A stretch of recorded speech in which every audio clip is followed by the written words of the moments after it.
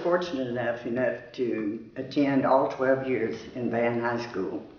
During that time, I had some excellent teachers. Some were more memorable than others, but one of the most memorable ones that I remember was Mr. Alvin McKibben. Mr. McKibben taught civics and social studies, and I think he was memorable to me because of his devotion to the classroom and to our community. I don't remember a whole lot about what we studied in our textbooks, but a couple of things I remember about our class is every morning before we started, we stood and said the Pledge of Allegiance to the flag. The other thing that Mr. McKibben always stressed was the importance of getting involved, whether it was in leadership in your class, in the city, in the community, or wherever it was. If you wanted to be part of your community, you needed to get involved. The main way he said that we could get involved was to vote. If there was an election, you needed to vote.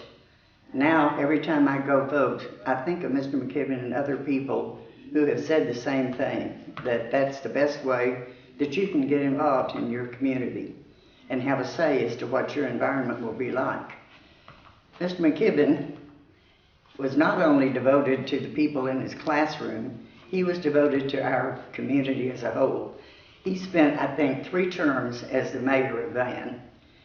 I know he had a lot more fun things he could have been doing because besides teaching, he also raised cattle. He helped raise his 3 grandsons. That's the kind of devotion, I think, that stays with you and something that you always remember about your teachers. And I can't think of anybody any more deserving of this honor than Mr. McKibben. Mr. McKibben, he was the sweetest, nicest, kindest teacher. We love Mr. Mack. If you talk to any student, even if they didn't have him as a teacher, this was always the response you received. He was always kind-spoken and showed continued patience when helping any student that struggled in his class. Mr. Mack's primary concern when he was young was receiving an education. There were only 7 grades in school. Because his father was a farmer, and this being their livelihood, he depended on Mr. Mack helping him have successful crops. This limited his attendance in school until after harvest, which was around Christmas. Then, by March, they were getting ready for a new crop. Because of these circumstances, he was almost 18 when he completed the 7 grades.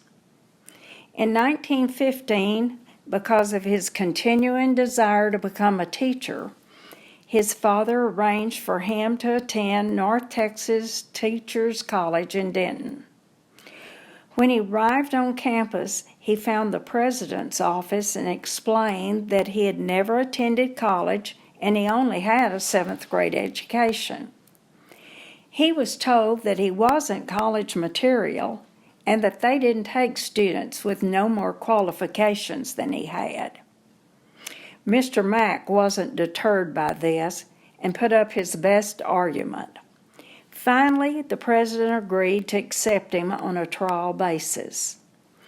At the end of the first month, and reporting back to the president, he was told that he wasn't making much progress, but allowed him to stay for another month. After 3 months, he was finally accepted as a student. At the end of the first year of school, he received his 1st grade certificate, getting a job teaching the elementary grades for $45 a month. He continued his education while teaching, with a stint in between when he went into the U.S. Army during World War I. He received his Bachelor of Science, Master of Science, and Superintendent Principal certification at East Texas State Teacher College.